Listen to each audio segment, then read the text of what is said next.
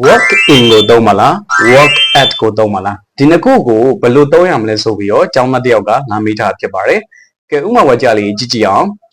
work at ကြတော့ company တစ်ခုခုမှာအလုပ်လုပ်တယ်ဆိုရှင် work at a company ဆိုပြီးတော့သုံးတာဖြစ်ပါတယ်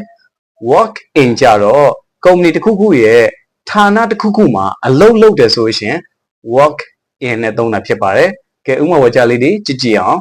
ငါ company တစ်ခုမှာအလုပ်လုပ်တယ်ဆိုလို့ရှိရင် I work at a company I work at a company ငါ company တစ်ခုမှာအလုပ်လုပ်တယ်ကဲနောက်တစ်ခုထည့်ကြည့်အောင်ငါ IT ဌာနမှာအလုပ်လုပ်တယ်ဆိုလို့ရှိရင် I work in an IT department I work in an IT department ငါ IT ဌာနတစ်ခုမှာအလုပ်လုပ်တယ်ဌာနတစ်ခုခုရှေ့မှာဆိုရင် in ထည့်ပြီးတော့ company ရှေ့မှာလုပ်မယ်ဆိုရင် at ထည့်တာဖြစ်ပါတယ်ကဲနှစ်ခုလုံးကိုပေါင်းပြီးတော့ကျွန်တော်ပြောကြည့်အောင်ငါ company တစ်ခုရဲ့ဌာနတစ်ခုမှာအလုပ်လုပ်တယ်ဆိုလို့ရှင်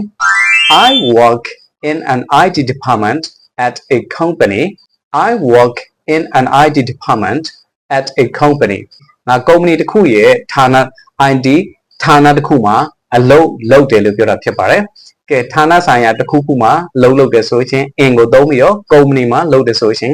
at ကိုသုံးတာဖြစ်ပါတယ်ဒီနှစ်ခုကိုကြည့်ပြီးတော့ work in ကိုသုံးပါလား work at ကိုသုံးပါလားဘယ်လိုသုံးရမလဲဆိုတာကိုနားလည်သဘောပေါက်သွားပြီလို့ကျွန်တော်ယူဆပါတယ်အကျိုးရှိရဆိုရင်ကျွန်တော် page ကို like and follow လုပ်ပြီးကျွန်တော်တောင်းဆိုပါတယ် Thanks for watching see you in the next video